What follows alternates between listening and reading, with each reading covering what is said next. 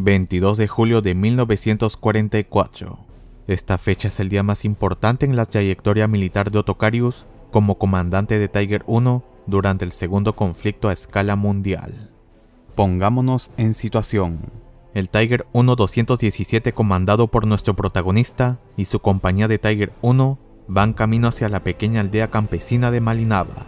Se decía que en dicha aldea se había acumulado una poderosa fuerza enemiga, que sin lugar a duda era la vanguardia de los blindados soviéticos. La compañía liderada por Carius tenía órdenes de detener el avance de las tropas blindadas soviéticas que habían ocupado la zona y que amenazaban con penetrar en las líneas defensivas alemanas, poniendo así en claro peligro a todas las unidades germanas desplegadas en la zona. El peligro parecía verídico, pues los informes de inteligencia indicaban que, efectivamente, había al menos una compañía o un batallón blindado soviético en el lugar al que se dirigían.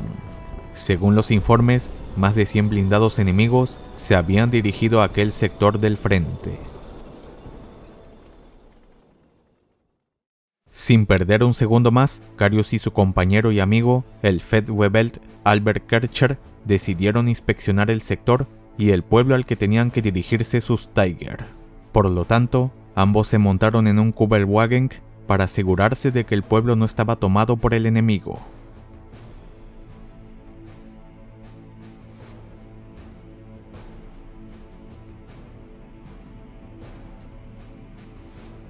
Tras una breve inspección, Carius observó que las tropas soviéticas habían tomado el pueblo y parecía, efectivamente, la vanguardia de una unidad blindada que aguardaba en posiciones defensivas al resto del batallón. Entre aquellas unidades, Carius creyó ver piezas autopropulsadas y piezas antitanques situadas al sur del pueblo, además de blindados que parecían guardar la entrada a la pequeña aldea de Malinava. Luego de la breve inspección, Carius y Kercher volvieron junto a su compañía. Ahora la cuestión era, ¿qué hacer? Podían esperar ayuda o emprender una acción temeraria y entrar en la aldea velozmente para tratar de quitársela a los soviéticos. Como buen oficial, optaría por la segunda opción.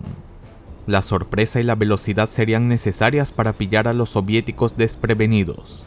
El peligro merecía la pena, y Carius decidió asumirlo personalmente junto a Kercher. Es decir, los dos Tiger I comandados por ambos oficiales entrarían en la aldea, mientras que los demás blindados aguardarían en silencio total para evitar que los soviéticos les detectaran. Parece que esta decisión fue tomada porque solamente había un camino que se adentraba en el pueblo, y solo se podía transitar con 1 o 2 vehículos a la vez. Esto suponía que, de atacar con todos los vehículos al mismo tiempo, estos podían quedar atascados en fila india si el Tiger I de vanguardia quedaba inmovilizado en esta peligrosa misión de asalto. Si esto sucedía, obligaría a sus compañeros a emprender la huida. Por lo tanto, la velocidad y la perspicacia serían necesarias para entrar en Malinava y expulsar a las fuerzas blindadas soviéticas. Actuando con astucia y decisión, los soviéticos se verían completamente sorprendidos y con suerte no tendrían tiempo a devolver el fuego. Aunque había una pregunta que los alemanes no podían contestar. ¿Cuántos blindados enemigos habría en la aldea? Carius y Kercher no lo sabían, pero no se esperaba que hubiera muchos blindados. Tenían ante sí 1 kilómetro de planicie sin cobertura alguna antes de llegar a Malinava, por lo que tendrían que ser veloces. Así que Carius le dijo a Kercher sin mucha ceremonia: conduzcamos hacia el pueblo tan velozmente como sea posible, y cuando estemos dentro de él, lo habremos logrado. Ambos Tiger I encendieron motores, el Tiger número 217 de Otto Carius y el Tiger número 213 de Kercher. A los otros 6 Tiger I se les ordenó permanecer en una posición un poco más al norte, con la misión de acabar con cualquier tanque enemigo que decidiera huir del pueblo, cortando así la única vía de escape que los soviéticos podían utilizar. Y así, los intrépidos tanquistas alemanes avanzaron velozmente por el camino que se dirigía directamente a Malinava, en fila india, dado que no cabía más de un tanque a la vez. En primer lugar iba Otto Carius y a cierta distancia, a unos 150 metros, Kercher. Y contra todo pronóstico, los tanques avistados en la entrada del pueblo, uno a cada lado, no les detectaron. Karius observó a dos T-34-85 que maniobraban hacia su posición y que comenzaban a apuntar hacia ellos, pero Kercher abrió fuego contra ambos tanques soviéticos, dejándolos fuera de combate antes de que pudieran hacer algo.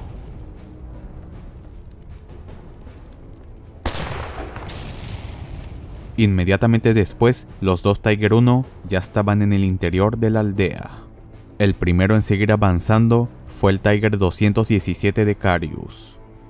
A través del periscopio, Otto Karius observó un tanque completamente extraño para él, que no había visto nunca hasta ese momento. ¿Acaso era un Tiger II? La silueta era parecida, así como la boca del cañón. No, eso no era un Tiger. Karius no demoró en darse cuenta de su equivocación. Eso era un tanque pesado soviético. Era el IS-2. Karius se apresuró en ordenar a su artillero disparar antes de que fuera demasiado tarde. Para la fortuna de nuestro protagonista y sus hombres, el tanque estalló en llamas antes de que pudiera devolver el fuego. A continuación, se sucedieron una serie de combates en el interior de la aldea, en la que Karius y Kercher consiguieron aprovechar al máximo la sorpresa inicial y destruir en menos de 20 minutos un aproximado de 17 a 21 blindados enemigos, la mayoría T-34-85, aunque también algunos IS-2. Todo acabó en 20 minutos, y esta foto fue tomada por un reportero del Kriegsbericht. Siempre nos seguían para tomar fotos de lo que había sucedido aquel día, y esta foto la hizo él. Se puede ver lo cansado que estábamos después de la operación en la que habíamos destruido a 17 tanques. Eran grandes noticias. Era una sensación. Palabras que compartiría nuestro protagonista con el historiador militar José Antonio Márquez Periano, amigo personal de Karius y a quien le tengo que dar las gracias por estar con nosotros el día de hoy. No había duda de que las fuerzas blindadas soviéticas habían sido cogidas por sorpresas, y la extrema rapidez de Karius para evaluar la situación y proceder de acuerdo con la estrategia establecida desde un principio, además de su previo reconocimiento con su compañero Kercher, le dieron las cartas que necesitaba para salir victorioso. Desde mi humilde punto de vista como historiador y como divulgador militar con más de 10 años de experiencia, esta acción es comparable a la de Michael Wittmann, el famoso tanquista de las Waffen-SS en Villers-Bocage. Por supuesto, ambas acciones tienen varios puntos parecidos y varias diferencias. Quizás la más clara es que Wittmann tendría que regresar andando a posiciones alemanas, mientras que Otto Karius regresó a bordo de su blindado totalmente intacto. Wittmann destruyó varios vehículos blindados, pero oculto y sin moverse, atacando por sorpresa una columna blindada y luego adentrándose en el pueblo. Karius también se adentraría en el pueblo de Malinava y haría frente a unos aproximadamente 17 carros enemigos, destruyendo 10 personalmente en la contienda. Aunque Otto Karius no lo comenta en su obra, y que sí me lo comentó a mí, algunos blindados sí que intentaron devolverle el fuego. Incluso alguno de ellos sí que llegó a abrir fuego contra su blindado y contra el blindado de Kercher. Pero afortunadamente para ambos tanquistas, los blindados soviéticos, pese a las cortas distancias, erraron los disparos, muy posiblemente debido a la sorpresa y luego también debido a que muy posiblemente estas tripulaciones soviéticas estaban demasiado nerviosas y no supieron o no pudieron mantener la calma en esta acción de combate. Karius destruyó personalmente 10 blindados enemigos con su carro de combate. Tan solo 3 carros enemigos pudieron desaparecer en dirección este. Éxitos: 23 carros fuera de combate, 17 T-34, 6 Joseph Stalin, 6 cañones contra carro pesados destruidos, cierto número de camiones destruidos. Otto Karius comenta en sus memorias que llegó a ver una orden de Lenin que portaba un tanquista soviético en su uniforme, una medalla que nunca había visto, y pensó, erróneamente, que su portador era un héroe de la Unión Soviética. En una de las entrevistas que tuve con él años después, le pregunté si llegó a ver realmente la medalla del tanquista soviética, y parece ser que no fue así. Lo que Otto Karius no sabía, y es algo que posteriormente admitiría, es que no sabía reconocer la medalla que distinguía a un héroe de la Unión Soviética. De hecho, la orden de Lenin no se identificaba como tal, sino la estrella de oro. Ottokarius comenta en sus memorias que en la batalla de Malinava acabó con la vida de un héroe de la Unión Soviética. Pero, amigos míos, es mentira, acabaría con la vida de 2 héroes de la Unión Soviética. El primer héroe de la Unión Soviética muerto en combate en Malinava fue el comandante del tercer batallón de la brigada número 41 del 5º Cuerpo Blindado del 2º Frente Báltico, el capitán Iván Nikolaevich Morov. Y el segundo héroe de la Unión Soviética también muerto en Malinava, muy posiblemente por los impactos producidos por el Tiger 1 de Karius o de Kercher, fue Konstantin Ivanovich Orlovsky, comandante del batallón, también de la 41 Brigada. Ambos fueron decorados con el título de héroe de la Unión Soviética a título póstumo. Lo que no sabemos o no se ha podido confirmar es si la orden de Lenin que los soldados alemanes encontraron pertenecía a uno de estos 2 capitanes. Aunque, por otro lado, hay que recordar que los héroes de la Unión Soviética también solían recibir la orden de Lenin. Y hasta aquí, amigos míos, este pequeño pedazo de historia.